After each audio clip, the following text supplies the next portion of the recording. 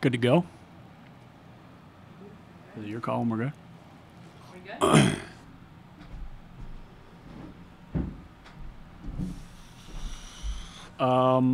Just some roster updates. First one will be Sam Logwood. Sam is going to kind of take a personal leave from the team.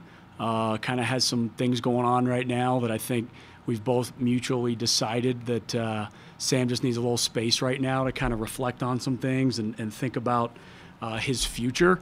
I'm fully in support of it. Sam's been awesome to me since he got here, obviously in retracting on his transfer and committing to our program, and I think he's been great to us so far.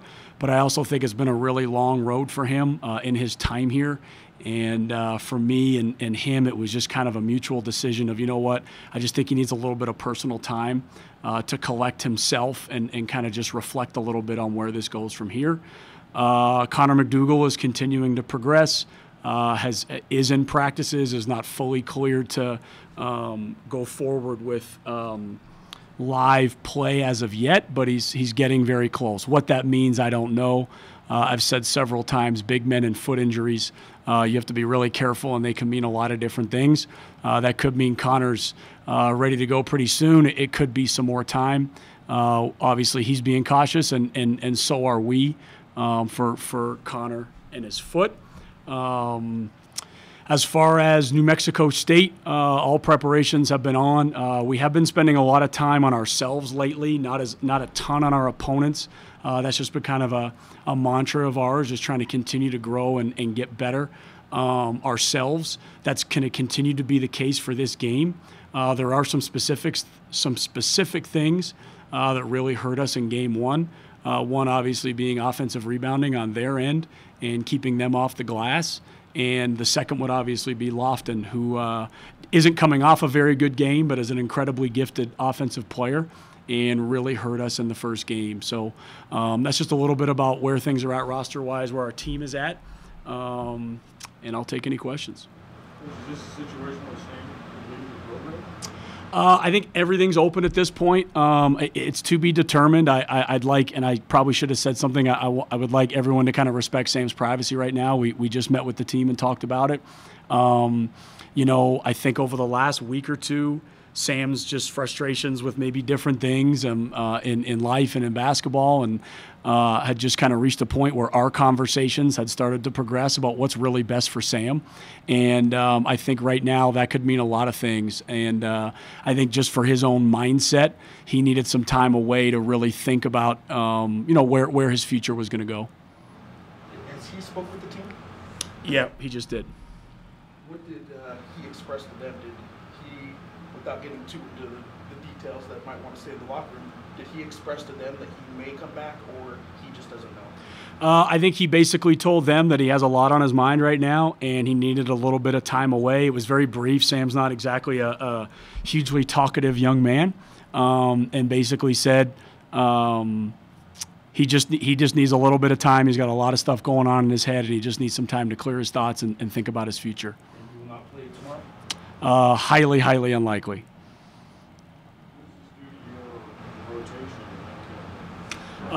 This is something that I think over the last 24 hours we knew was potentially a possibility.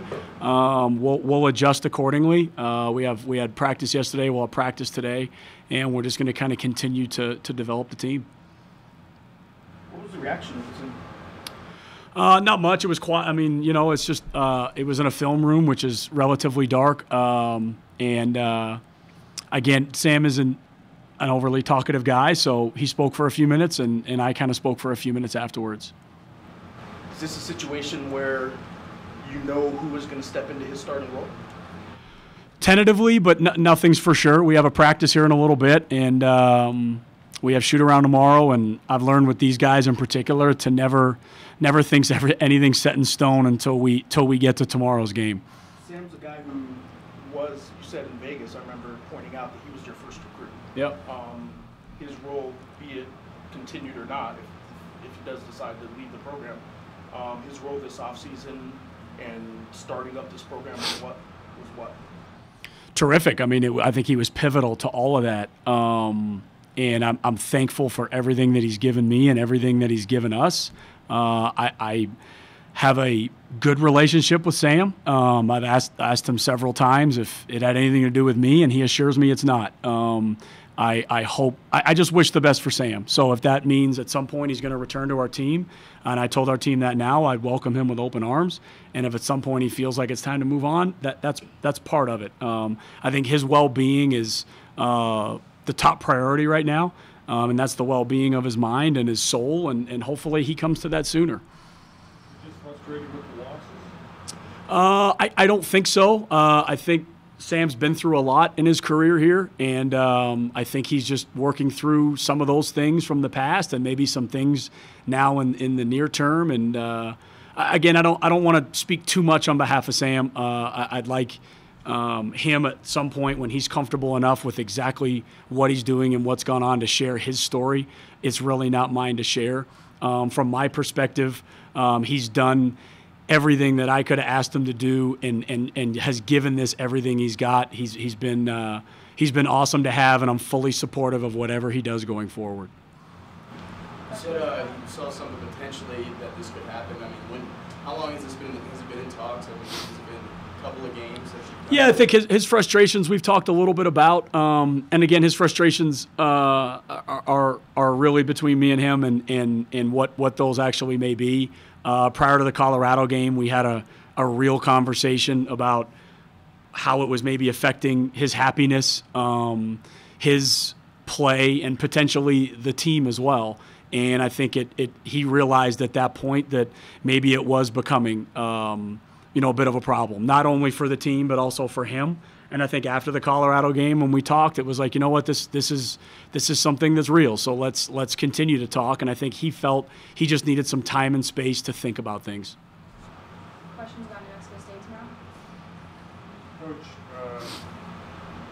the offensive rebounds, I think that was perhaps a little surprise to you and everybody else who watched that game. But is it just a matter of bringing your team and blocking somebody out and going to the basketball like they're trying? For sure, there is a physical and a mentality component to it. When you go to the glass as often as they do and as physically as they do, you just can't take a possession or two off. And it's really about a consistency thing. I think there are times we got lined up and was like, you know what, I know I really need to box this person out now. And we get lined up and we go and we hit them. But because particularly Jones and Chua are such good offensive rebounders and they go so consistently, you just can't take a possession off. And the moment you do, their hands are on a ball and they're getting rebounds. And those two are, and I've said it before, are just elite offensive rebounders. And have two on one team like that just puts that into the game plan. You've got to keep them off the backboard more than anything else. And, we've played some teams that rebound the ball very well. We've played some really good individual offensive rebounders. But I don't know of anyone that can collectively do it as well as them. If you look at the rest of our games, we've had our issues here and there, but nothing like what those guys, Jones, Chua, McCants, Wilkins, and those guys kind of did to us there. They were strong and consistent, and they did it throughout the game. Is Vlad a guy who's going to be able to help you? In the Colorado game, we played Vlad and Joe together. It was our only positive plus-minus big man combo. I think they were +6 together. So I think, going forward as Connor potentially returns, I think we can get a little bit bigger. I think that's an option, not only in this game, but kind of in the long term, whether it's Vlad and Joe together or potentially when Connor gets back, playing two bigger guys at the same time. I think that'll help us, not only offensively, being able to score a little bit more around the rim, but defensively, hopefully getting a little bit more rim protection. To be clear, I'm sorry. Health-wise, is Vlad, is he still sick? He is sick, but he's gotten better. We got an IV when he got back. He's been practicing throughout, but this morning was the best he's been. So, Coach, does that affect your pressure defense when you play too big sometimes? It didn't at Colorado.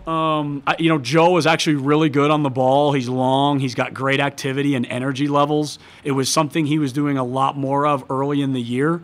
But as his minutes increased and his concern for fouls increased, we kind of got him off the ball and ended up being Sam on the ball almost all game long, just so we weren't going to get any issues with Joe. But I think as we can go forward and we can get Joe back on the ball, I don't think it should really change our defense at all. Does it allow you to run some sets where you go coach to coach? I don't know. I mean, that's something we'll see. You know, if Vlad can get back healthy here soon, and we can count on him for extended minutes, and potentially Connor comes back, then maybe we can have those conversations. But right now, we're really just one more post short. So we've got to do, obviously, some things a little differently for the game tomorrow. And then, you know, long term, a week and so on after that, we'll figure something out. Zach Lofton's a guy who, I guess, has come back to earth a little bit, but his first 5 or 6 games, he was shooting 60-some%. Yeah. Had a good game against you guys. What kind of scorer is Zach Lofton? Can you guys do something to kind of keep him in check more than last time? You know, I've coached some really good perimeter players over the years. Jonathan Gibson, Jamar Young, some really good scorers, and there are times those guys are going to take and make bad shots. Elijah Brown was very similar, you know, and sometimes when they get going, it's because they're very talented players, and you can do some things to increase your odds. You can do some things to get them to spots on the floor where their percentages are a little lower, or maybe the percentages are in your favor. But at the end of the day, when guys can make bad shots, it's hard, and he's one of those guys. He had 30 against Colorado State, and they tried to do some things. The last game against San Diego, I thought they did some things, but when you watch the film, he just missed some shots. It wasn't anything more than that. He's a talented player. We're going to have to do everything we can to contain him. We worked on that yesterday in practice. We'll do it again today and hope that we can limit him from having such an explosive night. I had asked you before the NMSU game last time, and then the UTEP game that kind of came into play, but without being able to turn over the opponent, Yeah. are you guys defensively in a better place right now than you were the first time you played New Mexico State? I would hope so. New Mexico State was really the first team to break the press, pull it out, and attack us on offense. And a few teams have tried to do that since, Evansville being one of them. So they were the first ones, I think, to ever attack us that way. We didn't know how long that would last. Some teams did it afterward. I'm sorry, the Tennessee Tech did not. There's a couple teams after us that continued to attack, but then Evansville, TCU, UTEP, Maryland attacked it early, and then I thought they kind of pulled it off after that. Have done the same thing, and you know, we're going to have to be able to play half-court defense. New Mexico State kind of exposed that of us in game 1, and it's something we've been emphasizing ever since. I think we're better, obviously, than how we were then. But we got to go out and do it. I think we've gotten better there. We've shown some flashes, but we haven't necessarily shown it consistently over an entire game. Mathis, a guy that just asked him if he got it, agrees with You know, it's a great question. His percentages are so good and he's playing so well. You wonder if you increase all that, like what's the cost benefit of that? What's the point of diminishing returns? And I'm a little nervous to just start jamming even more out there, and then the numbers come down, and then we might have even lost what we had before. I'm sensitive to the fact that even though he's a junior, he doesn't have a lot of minutes under his belt, and I'm hoping that we can slowly progress those minutes and slowly increase his role as we kind of find his sweet spot, as opposed to just throwing him out there and giving him all kinds of heavy stuff and maybe not having the results we do now, because his confidence is really good. He's playing well, and I don't want to lose that. Anything else? Good to go? Thanks, Coach. Thanks.